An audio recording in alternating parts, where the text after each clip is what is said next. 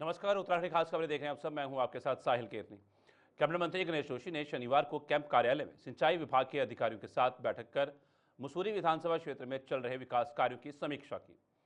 उन्होंने अधिकारियों को निर्देश दिया कि सभी निर्माण कार्य तय सीमा के भीतर पूरे किए जाएं। मंत्री ने नीलकंठ विहार, डोभालवाला, सालावाला, खाला गांव और दून विहार में जल निकासी, सुरक्षा दीवार और बाढ़ सुरक्षा कार्यों को तेजी से पूरा करने पर जोर दिया। साथ ही मुख्यमंत्री घोषणा के तहत स्वीकृत क्षेत्रों में कार्यों को प्राथमिकता देने और शासन स्तर पर लंबित प्रस्तावों का शीघ्र निस्तारण करने के निर्देश दिए। क्योंकि पिछली वर्ष आपदा से जो हमारा बादल नदी का क्षेत्र है, बहुत नुकसान हुआ था। वहां से लोगों को शिफ्ट करना पड़ा बोठा में, और उनके जो प्राक्कलन गए थे उसमें मुख्यमंत्री की घोषणा भी है, वो नहीं हो पाए थे। और वो अन्य जो विधानसभा क्षेत्र के काम हैं उनको लेकर एक बैठक हुई और हमने कहा कि जो ये काम हैं एक समय सीमा में पूरे हों। उसमें विभाग के एचओडी व अन्य सारे लोग यहाँ पर थे और मुझे पूरा भरोसा है कि एक, और दूसरा जो देवी आपदा के काम है, क्योंकि मैंने कहा इस बार जो है बारिश बहुत ज़्यादा हुई है और जगह जगह कटाव व लोगों का नुकसान हुआ है, तो उसको समय से पूरा करने को मैंने निर्देशित किया है। उत्तराखंड के पहाड़ी क्षेत्रों में लगातार हो रहे भूस्खलन को लेकर राज्य सरकार गंभीर है। इन घटनाओं से जनजीवन प्रभावित हो रहा है और प्रशासन बचाव व राहत कार्य में जुटा है। रुड़की आईआईटी के वैज्ञानिकों ने बताया कि उत्तराखंड के पहाड़ युवा और स्वाभाविक रूप से अस्थिर हैं, जिस कारण बारिश, भूकंप और मानवीय गतिविधियों से मिट्टी खिसकने की समस्या अक्सर सामने आती है। हालांकि वैज्ञानिकों का कहना है कि rock boulder, cemented slope, grace covering, drainage system जैसे इंजीनियरिंग उपाय और जंगलों की कटाई पर रोक लगाकर भूस्खलन को काफी हद तक रोका जा सकता है। अगर देखा जाए तो हमारे हिमालयाज में जो रॉक्स है या पहाड़ है वो बहुत यंग है, और जब भी स्लोप जो है 50 डिग्री से ऊपर होते हैं तो वो अनस्टेबल हो जाते हैं। उनकी अनस्टेबिलिटी को अगर हम प्रोटेक्ट कर लें, कई गवर्नमेंट की कई स्कीम्स हैं आजकल जो है, अगर आप देखते होंगे कि रोड साइड में they are putting up the rock bolts and protection, they are doing it. तो उससे जो है जगह जगह पे प्रोटेक्शन करना जरूरी है। और उसके अलावा जो है हमको अवेयर होना पड़ेगा कि जो है हम जो सरकारी नियम हैं, जैसे कि नदियों के से दूर जो है उनके जो मेन स्ट्रीम है उससे 50 मीटर दूर जो है कंस्ट्रक्शन करें, ये और स्लोप प्रोटेक्शन करें। इन सब चीजों से अगर हम लोग फॉलो करें तो हमें फायदा होगा। अब जैसे अगर आप देखिए पुराने जो मकान है हमारे हिमालयाज में जो कि लकड़ियों के बने हुए हैं, वो सरवाइव कर रहा है। वो सरवाइव सिर्फ इसलिए कर रहे हैं क्योंकि वो अर्थक्वेक रेजिलिएंट स्ट्रक्चर्स है उसमें। अब अर्थक्वेक रेजिलिएंट स्ट्रक्चर क्या होता है कि जब अर्थक्वेक आता है तो जमीन हिलती है। जब जमीन हिलती है तो अगर स्टिफ बॉडी बिल्डिंग होगी तो वो उस पे इफेक्ट आएगा।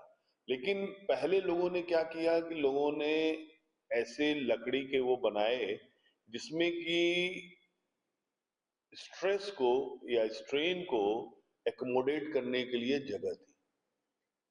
और हम लोग जैसे जैसे मॉडर्न होते जा रहे हैं तो हम उन चीजों को धीरे धीरे भूलते जा रहे हैं। हमको कुछ ऐसी स्कीम करनी होगी कि जो जो हमारे वर्नाकुलर आर्किटेक्चर है उसको मॉडर्न बिल्डिंग्स में हम उसको इन्वॉल्व करें। देखिए जो ये ऋषिकेश कर्णप्रयाग वाला प्रोजेक्ट है, इसमें इसको कंस्ट्रक्शन करने से पहले काफी इसका एक्सप्लोर किया था इन लोगों ने। एक 125 किलोमीटर लंबी ये टनल है, मतलब रेलवे लाइन है, उसमें 105 किलोमीटर टनल है और इसकी जो है प्रॉपर स्टडी किया गया है और प्रॉपर इसका जो है मिटिगेशन किया गया है, स्लो प्रोटेक्शन है इनके पोर्टल्स पे। तो मुझे नहीं लगता कि ये कोई कारण है, क्योंकि डेवलपमेंट तो जरूरी है ही है। नेपाल में हुए आंदोलन का असर भारत नेपाल सीमा से लगे बनबसा बाजार पर दिखाई दे रहा है। इंडो नेपाल बॉर्डर पर आवाजाही बंद होने से बाजार में करीब 70% से अधिक दुकानें बंद पड़ी हैं। जो दुकानें खुली हैं वहां भी ग्राहक नदारत है। मीना बाजार की लगभग 750 पंजीकृत और 100 से अधिक अपंजीकृत दुकानों में पहले रोजाना 4 से 5 हज़ार नेपाली ग्राहक आते थे, जिससे लगभग 40 से 50 लाख रुपए का कारोबार होता था। 3 दिनों में करीब 1.5 करोड़ रुपए का नुकसान हो चुका है। देखिए, सबसे पहले तो मैं ये कहना चाहूँगा कि बड़ी दुख की घड़ी है। इसमें हम लोग की स्थितियाँ इस तरह हैं कि हम उसमें बड़ा दुख प्रकट करते हैं, क्योंकि बॉर्डर के पास में रहने के अलावा हमारा यहाँ पे संबंध रोटी बेटी का भी है, सांस्कृतिक संबंध भी है और हमारा 1960 से यहाँ जो है व्यापारिक संबंध चला आ रहा है।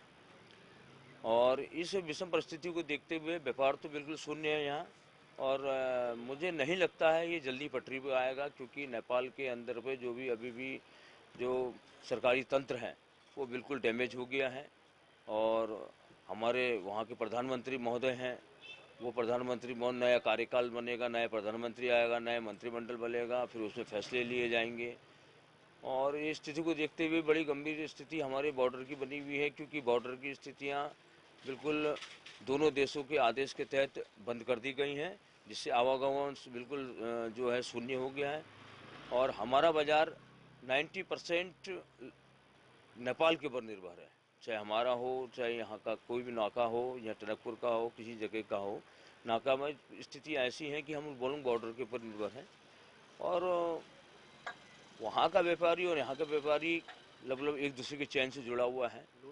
हालात तो देखिए, जब नेपाल बंद होता है तो बनबसा के बाजार पर प्रभाव पड़ना तो निश्चित है। और अभी जो सूत्र से पता लगा है कि मेहनगर में सुबह 2 घंटे और शाम को 2 घंटे का मार्केट खोला जा रहा है। तो और मेहनगर से आगे जो भी मार्केट है वो पूर्ण रूप से खुल रहे हैं। तो सामान्यतः 2-3 दिन में ये बॉर्डर भी सामान्य होने की उम्मीद है और व्यापार देखिए फिर आगे अपनी दिशा में चलेगा। मार्केट तो देखिए, जो बनबसा मार्केट है वो पूर्णतः नेपाल पर ही निर्भर है, क्योंकि यहाँ लोकल मार्केट हमारा 15 से 20% का है और बाकी 80% हमारा नेपाल पर है। तो अब देखिए, आपके सामने स्थिति बाजार की आप देख ही रहे हैं, बाजार किस प्रकार दुकानें बंद हैं, मायूसी छाई हुई है। नेपाल के जो हालात हैं वो तो अभी ठीक नहीं लग रहे हैं। बाकी जो यहाँ व्यापार की स्थिति है, इस मीना बाज़ार, पूरे मीना बाज़ार जो है ये नेपाल पे डिपेंड है और 80% उधर का मार्केट भी डिपेंड है, 20% वहाँ लोकल की दुकानदारी है। हाँ, ठपी है, खाली बैठे हैं बंद करके, कोई कस्टमर नहीं। उत्तराखंड की राजनीति में सोशल मीडिया पर नई बहस छिड़ गई है। कांग्रेस और उत्तराखंड क्रांति दल समेत विपक्षी दलों के नेताओं द्वारा नेपाल जैसे आंदोलन की चेतावनी वाले पोस्ट शेयर किए जाने पर भाजपा ने कड़ी प्रतिक्रिया दी है। भाजपा प्रवक्ता विपिन कैंथोला ने इन बयानों को घृणित मानसिकता करार देते हुए कहा कि केंद्र और राज्य सरकार जनहित में बेहतर कार्य कर रही हैं, जिसे जनता का समर्थन मिला है। उन्होंने साफ कहा कि किसी को भी राज्य का माहौल खराब करने की अनुमति नहीं दी जाएगी। साथ ही एजेंसियां सोशल मीडिया पर नजर बनाए हुए हैं और नियम तोड़ने वालों पर सख्त कार्रवाई होगी। उत्तराखंड के अंदर इस प्रकार की चीजें अगर जो कोई सोच रहा है तो ये गलत बात है, और विपक्ष अगर जो इस प्रकार की चीजें करना चाहता है तो उनकी घृणित मानसिकता है, छोटी मानसिकता है और इस मानसिकता से बाहर उनको निकलना चाहिए। इस देश के अंदर, इस प्रदेश के अंदर तमाम युवा जो है वो जागरूक हैं, सब जानते हैं कि किस प्रकार का काम उत्तराखंड की अंदर सरकारें कर रही हैं, किस प्रकार का काम केंद्र की सरकार कर रही है। इसलिए कई बार इस प्रकार के टूल किट जो है विपक्ष चलाता रहता है, लेकिन उनको मुंह तोड़ जवाब इस देश की जनता देती है, इस देश के युवा देते हैं, इस देश की मातृशक्ति देती है। हमको अपनी देश की जनता पर, अपने राज्य की जनता पर भरोसा है और जो दल नेपाल के एंगल को उत्तराखंड में के बारे में अगर जो सोच रहे हैं तो ये गलत धारणा है, ये गलत मानसिकता है। हमारी सरकार चाकचौबंद है, हमारी सरकार तमाम चीज़ों पर गहराई से देख रही है और तमाम चीज़ों पर सरकार की नज़र है। देखिए, मैंने कहा ना, इन सब चीज़ों पर सरकार की तमाम एजेंसियां जो हैं, इस पर मुख्यमंत्री जी ने दिशा निर्देश भी दिए हैं। जो सीमा हमारी उत्तराखंड की नेपाल से लगी हुई हैं, उन सीमाओं पर जो है तमाम जो हमारे सुरक्षा एजेंसियां हैं वो जांच कर रही हैं, देख रही हैं, मुस्तैदी से खड़ी हैं। इस प्रकार की चीज़ें अगर सोशल मीडिया में कोई करता है और चलाता है, उस पर भी नजर है। प्रदेश कांग्रेस कार्यालय में प्रेस वार्ता के दौरान चक्राता विधायक प्रीतम सिंह ने भाजपा सरकार पर निशाना साधा। उन्होंने आरोप लगाया कि कांग्रेस सरकार ने 582 मलिन बस्तियों को चिन्हित कर मालिकाना हक देने की पहल की थी, लेकिन भाजपा एलिवेटेड रोड के नाम पर बस्तियां उजाड़ रही है। इस पर भाजपा विधायक विनोद चुंबोली ने पलटवार करते हुए कहा कि कोई उजाड़ नहीं रहा, बल्कि प्रभावित परिवारों का पुनर्वास किया जाएगा। उन्होंने कांग्रेस पर भ्रम फैलाने का आरोप लगाया और कहा कि हाईकोर्ट के आदेश के बावजूद भाजपा ने बस्तियों को बचाने के लिए 3 बार अध्यादेश लाया था। जब हमारी सरकार थी, हमारी सरकार के समय एक कमेटी का गठन किया गया था और उसमें 582 मलिन बस्तियों को चिन्हित किया गया था और उन मलिन बस्तियों को मालिकाना हक देने की शुरुआत भी हमारी सरकार ने प्रारंभ किया।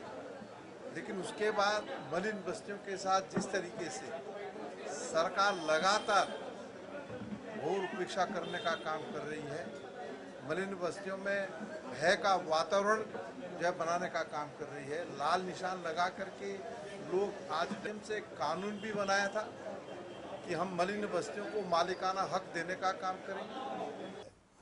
देहरादून में 2 एलिवेटेड रोड्स का प्रस्ताव है जो इसकी आवश्यकता भी है, तो उसके कारण 3000 से लगभग 3500 के लगभग जो मलिन बस्तियों में जो आवास हैं वो प्रभावित हो रहे हैं। तो हम लोगों ने उनको विस्थापित करने की व्यवस्था की है, क्योंकि ऐसा नहीं कि किसी को उजाड़ा जा रहा है, बल्कि उनको बसाया जाएगा। और उसके बाद उनको ये भी समझ में आना चाहिए कि मलिन बस्ती में लगभग 50,000 परिवार रहते हैं, 50,000 मकान। देहरादून शहर का रूप बदलने के लिए एलिवेटेड रोड का निर्माण किया जाएगा, जिससे शहर में जाम की समस्या कम होगी और आधुनिक स्वरूप दिखाई देगा। इसके लिए रिस्पना नदी किनारे स्थित बस्तियों को हटाया जाएगा। इस पर पूर्व मंत्री हरीश रावत ने आपत्ति जताते हुए इसे लाल आतंक कहा, जबकि भाजपा विधायक विनोद चुंबोली ने पलटवार किया। चुंबोली ने हरीश रावत पर अपने कार्यकाल में नाले और खाल खोदने का आरोप लगाते हुए कहा कि उन्होंने किसी मकान को नियमित नहीं किया। विधायक ने चुनौती देते हुए कहा कि विरोध करना है तो सामने आए। हरीश रावत जी जो कहें, उनकी बातों का अगर जवाब देंगे तो बहुत नीचे स्तर पर उतरना पड़ेगा। वो मैं चाहता नहीं हूँ। वो प्रदेश के बहुत वरिष्ठ नेता हैं, मुख्यमंत्री रहे हैं, और ध्यान में होगा मैं उस समय मेयर था, और जब वो अपने मुख्यमंत्री काल में बहुत नाले खाले कूदे हैं उन्होंने। उसके बाद 3 साल तक वो मुख्यमंत्री रहे, उन नाले खालों के लिए क्या उन्होंने किया, कम से कम इसका जवाब लोगों को दे दें। उन्होंने मलिन बस्तियों को नियमितीकरण के नाम पर एक भी मकान को नियमित नहीं कर पाए देहरादून के अंदर। ये उनकी स्थिति रही। एक अधिनियम भी लाए, उसके बावजूद कुछ नहीं हो पाया।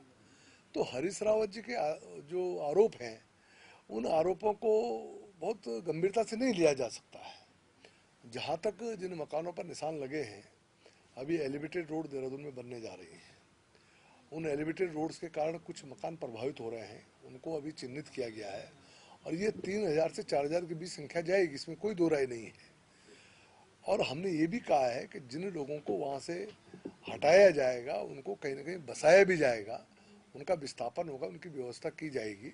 इसलिए किसी को भयभीत होने की आवश्यकता नहीं, चिंतित होने की आवश्यकता नहीं है। और यह भी समझ में आना चाहिए कि पूरी मलिन बस्तियों में लगभग 50,000 परिवार रहते हैं। 50,000 में सिर्फ 3-3.5 हजार लोगों को वहाँ से विस्थापित किया जाना है। बाकी के लगभग 46,000 लोग कम से कम भविष्य के लिए निश्चिंत हो जाएंगे कि भविष्य में उनके साथ कोई ऐसी दिक्कत नहीं आएगी कि उनको वहाँ से शिफ्ट किया जाएगा। उनको नियमित करने का हम लोग कार्रवाई आगे बढ़ा रहे हैं। और ये 3,500 जो लोग इसमें जिसकी जद में आ रहे हैं, उनकी भी हम व्यवस्था करने जा रहे हैं। तो कहाँ दिक्कत आ रही है? या तो हरीश रावत जी कहते कि देहरादून में कोई एलिवेटेड रोड नहीं बननी चाहिए, ओपन आए ना सामने, क्या दिक्कत है, विरोध करें हमारा कि देहरादून में ट्रैफिक सिस्टम ठीक नहीं होना चाहिए, देहरादून में एलिवेटेड रोड्स नहीं बननी चाहिए, लिंक रोड्स नहीं बननी चाहिए, देहरादून को बेहतर नहीं होना चाहिए, शहर को व्यवस्थित नहीं किया जाना चाहिए, ट्रैफिक ठीक नहीं होना चाहिए। ये क्यों नहीं हरीश रावत जी खुलकर बोलते हैं? सामने आए ना और करें धरना प्रदर्शन हमारे विरोध में कि एलिवेटेड रोड नहीं होनी चाहिए। मलिन बस्तियों की बात क्यों करते हैं? मलिन बस्तियों का कारण तो एलिवेटेड रोड्स है ना, तो एलिवेटेड रोड्स का ओपन विरोध करें ना अगर करना है तो। मुख्यमंत्री पुष्कर सिंह धामी ने नई दिल्ली में केंद्रीय नागरिक उड्डयन मंत्री राम मोहन नायडू किंजरापू से मुलाकात कर देहरादून एयरपोर्ट को 24 घंटे सुचारू करने और राज्य में हवाई सेवाओं के विस्तार पर चर्चा की। भाजपा प्रदेश मीडिया प्रभारी मनवीर चौहान ने इस कदम की सराहना करते हुए कहा कि मुख्यमंत्री धामी उत्तराखंड को विश्व का सबसे बड़ा पर्यटन केंद्र बनाने के लिए कार्यरत हैं। उन्होंने बताया कि मुख्यमंत्री ने गौचर और चिन्यालीसौड़ हवाई पट्टियों को छोटे विमान संचालन के लिए विकसित करने और दिल्ली, देहरादून व हिंडन से जोड़ने का आग्रह किया है, जिससे पर्यटन को नई गति मिलेगी। देखिए, हमारे मुख्यमंत्री माननीय पुष्कर सिंह धामी जी उत्तराखंड राज्य को विश्व का पर्यटन का सबसे बड़ा केंद्र बनाने के लिए लगातार कार्य कर रहे हैं। और जिस प्रकार से उत्तराखंड राज्य में हमारे जो 4 धाम यात्राएं हैं और यहाँ के जो नैसर्गिक सौंदर्य के कई स्थल जो कहीं न कहीं अपनी सुंदरता की छटा को विश्व स्तर पर बिखेरती हैं, उनको विकसित करने के लिए देश और दुनिया के अधिक से अधिक पर्यटक यहाँ आएँ, श्रद्धालु यहाँ पर आएँ, उसके लिए हवाई सेवा का विस्तार होना बहुत ज़रूरी है। उसको लेकर के लगातार आदरणीय मुख्यमंत्री जी कसरत कर रहे हैं। चिन्यालीसौड़ की जो हवाई पट्टी है, गौचर की, नैनीसैण, पिथौरागढ़ की। भाजपा का जहां संगठन विस्तार को लेकर कार्यक्रम पूरे देश भर में चल रहा है, तो वहीं उत्तराखंड में भी मंडल और जिलों की कार्यकारिणी का गठन किया जा चुका है और नई टीम के गठन के लिए पूरी तैयारियां कर ली गई हैं और जल्द ही प्रदेश कार्यकारिणी की घोषित की जाएगी। साथ ही बात मंत्रिमंडल विस्तार की करें तो राज्य नेतृत्व की केंद्र से वार्ता हुई है। ऐसे में नवरात्रि या दीपावली तक मंत्रिमंडल का विस्तार होने की संभावना जताई जा रही है। जनता पार्टी में संगठन विस्तार का कार्यक्रम पूरे देश भर में चल रहा है और हमारे प्रदेश में भी, चाहे हम मंडल की बात करें, मंडलों की कार्यकारिणी का गठन हो गया है, जिलों की कार्यकारिणी का गठन हो गया है। प्रदेश में नई टीम का गठन होना है, इसको लेकर के भी पूरी कसरतें पूरी कर ली गई हैं और जल्दी शुभ समय में हमारी जो प्रदेश देहरादून एयरपोर्ट के विस्तार की प्रक्रिया तेजी से जारी है और शासन स्तर पर युद्ध स्तर पर काम चल रहा है। हालांकि विस्तारीकरण की जद में आने वाले परिवारों की समस्याएं अब तक अनसुलझी हैं। प्रभावित लोगों ने एसडीएम डोईवाला को ज्ञापन सौंपकर अपनी मांगों का त्वरित निस्तारण करने की अपील की। उनका आरोप है कि शासन प्रशासन उनकी समस्याओं की अनदेखी कर रहा है। स्थानीय लोग चेतावनी दे रहे हैं कि यदि उनकी समस्याओं का समाधान नहीं हुआ तो वे उग्र आंदोलन करेंगे और एयरपोर्ट परियोजना को रोकने तक के कदम उठाएंगे। प्रशासन पर दबाव लगातार बढ़ रहा है। हरिद्वार के रोशनाबाद सिविल कोर्ट में इस साल की तीसरी लोक अदालत का आयोजन किया गया। जिला जज नरेंद्र दत्त ने बताया कि राष्ट्रीय लोक अदालत का उद्देश्य लंबित मुकदमों का आपसी सहमति से निस्तारण करना है। इसमें फौजदारी के शमनीय वाद, चेक बाउंस, बैंक वसूली, मोटर दुर्घटना मुआवजा, पारिवारिक विवाद, बिजली पानी बिल और उपभोक्ता आयोग के केसों का समाधान किया जा रहा है। ट्रैफिक चालानों को भी माफ या कम राशि में समाप्त किया गया। बड़ी संख्या में लोग अपने केसों के निपटारे के लिए पहुंचे। लोक अदालत के फैसले अदालत के आदेश की तरह अंतिम और बाध्यकारी होते हैं। 15-16 बेंचेस बना रखी हैं, जिसमें हेडक्वार्टर में, बाकी आउटलाइन कोर्ट्स में भी हैं। 2-4 बेंच हर आउटलाइन कोर्ट में बनी है, तो आपको एग्जैक्ट फिगर तभी मिल पाएंगे। बट ये है कि प्रयास यही कि जब हमने first round of statement submit की थी ऑनरेबल हाई कोर्ट को, सालसा को, तो पूछा गया था आपने अब तक 1 तारीख तक कितने केस भेज दिए हैं, तो उस टाइम हमारी फिगर 1500 थी। तो हमने आश्वासन दिया था हाईकोर्ट को कि इसको हम डबल या ट्रिपल करने की कोशिश करेंगे, तो उसी प्रयास में लगे। देखिए,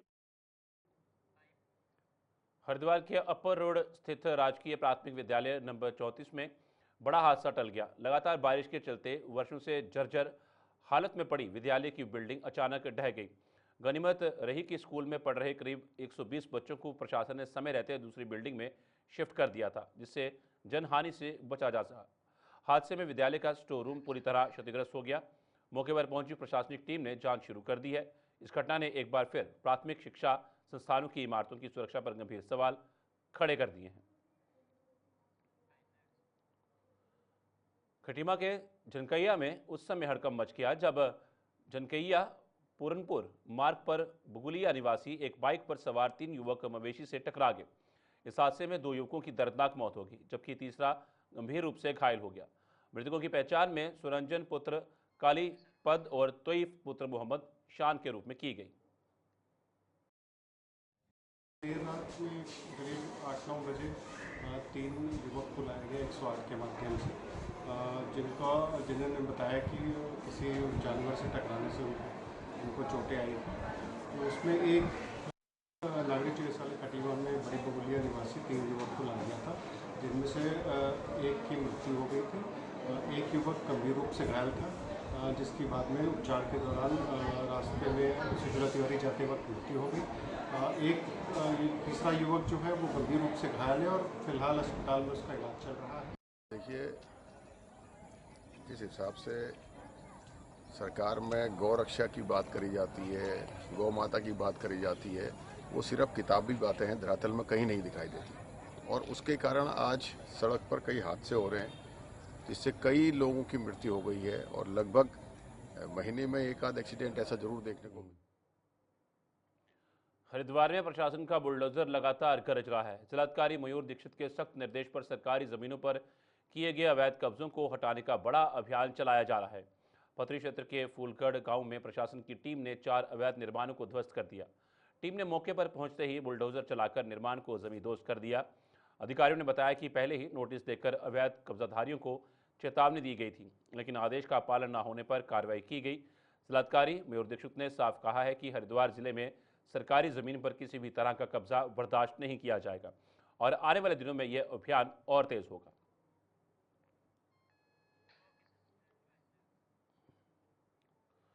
उधम सिंह नगर के खटीमा में आबकारी विभाग की टास्क फोर्स ने अवैध शराब माफियों के खिलाफ बड़ी छापेमारी की है।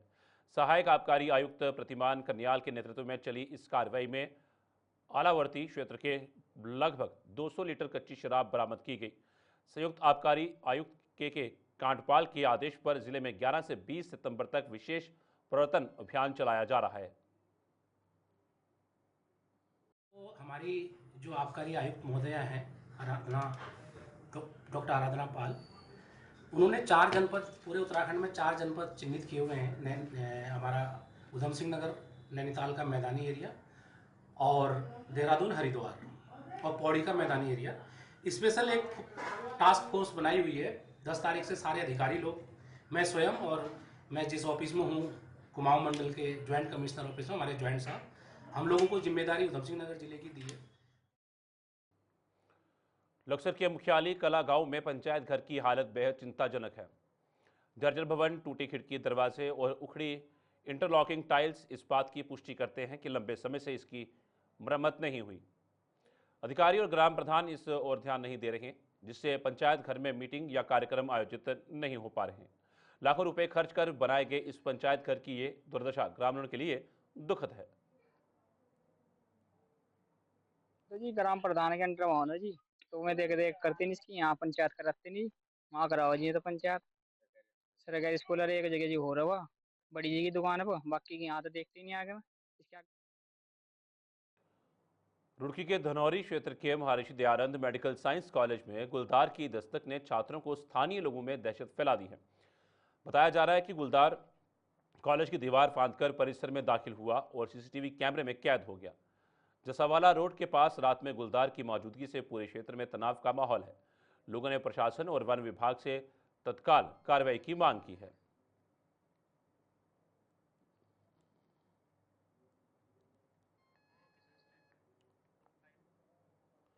रुड़की सिविल अस्पताल के सामने बाइक चोरी की कोशिश नाकाम हो गई।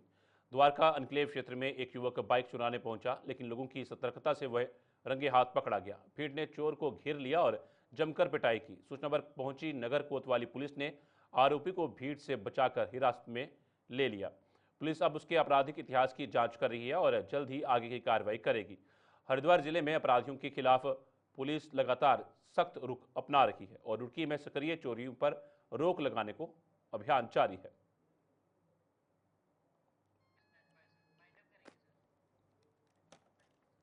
उत्तराखंड खास खबर में फिलहाल इतना ही। दीजिए इजाजत, नमस्कार।